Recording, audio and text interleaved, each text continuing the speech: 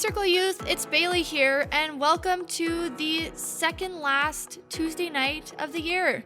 Kind of sad, but we've had an awesome year with awesome memories together, so I'm excited to wrap things up with our year-end stuff here. And we've got some pretty exciting stuff, so stay tuned. I'll let you know at the end of this video. But what I wanted to talk to you guys about today is stories. Every person has a story. Our stories tell other people who we are, where we come from, what matters to us, who has influenced us, and so much more. Some of us love sharing our life stories with others, while some of us would rather talk about nearly anything else. Here's a few quick questions to stand up or sit down if they apply to you. We've played this before at youth, so hopefully you remember. Stand up if you'd rather tell us about yourself, or sit down if you'd rather tell about a movie you just watched. Yourself or a movie. This is stand up, this is sit down. Nice, okay. Tell us your life story, stand up, or your favorite public figure's life story, sit down. Okay, another one. Tell us something really personal, stand up, or something really embarrassing. Last one, would you rather tell us your biggest hope or your biggest fear? Stand up, sit down. Looks like we all have different levels of comfort when it comes to talking about ourselves. There are things that no one else other than you can share with others because you're the expert on you. No one can talk about you better than you. Even if you don't want to admit you like talking about yourself, you're probably the easiest topic for you to talk about because you know yourself well. Now, it's not always easy or comfortable to talk about ourselves, especially when it comes to the matters of faith. But if you guys are ready, I hope that you will work your brains a little bit for the next few minutes so you can look and see what your story can do for other people. My faith in Jesus is a really important part of my story, but I have to be honest, sometimes I'm really awkward when I try to talk about it. For example, do you guys know how when someone like your aunt or your uncle or like a family friend asks what you've been doing lately, maybe they ask you like, oh, how's school going? What kind of sports are you doing? And it's kind of that awkward small talk catching up kind of question. Well, when people asked me if I was going to university, the answer could oftentimes cause a bit of an awkward conversation. Here's a little bit of backstory. Did you guys know that I went to Bible college? That's basically a university where you learn about faith, the Bible, God, religion, and what it means to follow Jesus. Well, when people would ask me about university, usually it would go something like this.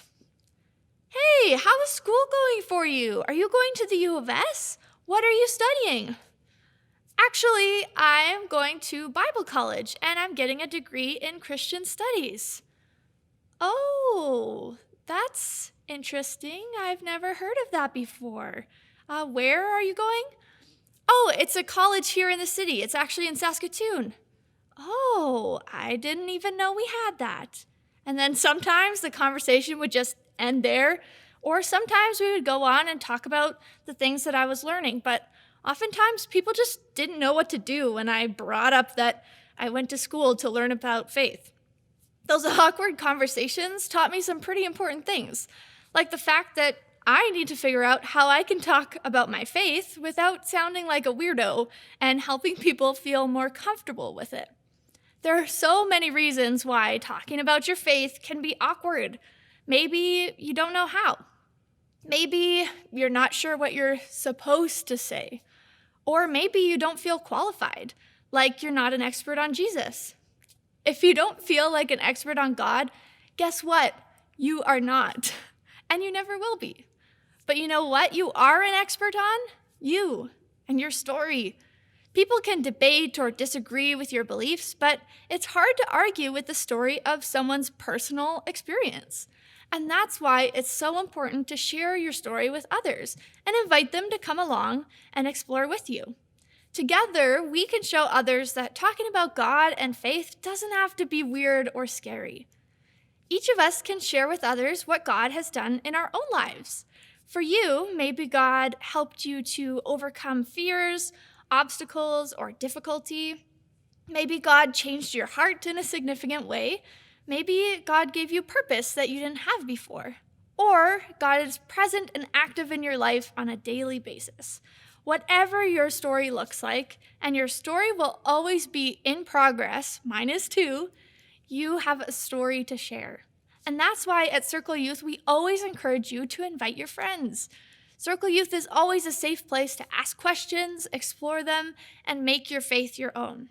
So, with that in mind, we get to practice our invitation next week and all summer long. Next week, we are inviting the grade 5 students, who will be grade 6 next year, to join us and experience what youth is like. It's up to us to be welcoming and kind to them as they experience youth for the very first time.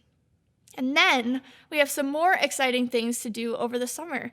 We're going to be having a youth drop-in where students from grades 6 to 12 can come hang out with leaders and have some fun. It's going to be a space where you can invite your friends to come and check things out. At Circle Youth, our goal is always to be invitational. So I am so excited to see how you all will invite others to come and join us. So before you head to small group discussion, I've just got a few announcements to share with you guys. You're not going to want to miss it. Tonight, you've either already seen it or you will see me get pied in the face. Gonna be awesome. And next week, like I said, we're inviting the grade 5s, but you can also invite other friends that might want to come and see me get slimed in the parking lot at the end of youth. So we're gonna do that next week. Make sure you're there, make sure you register.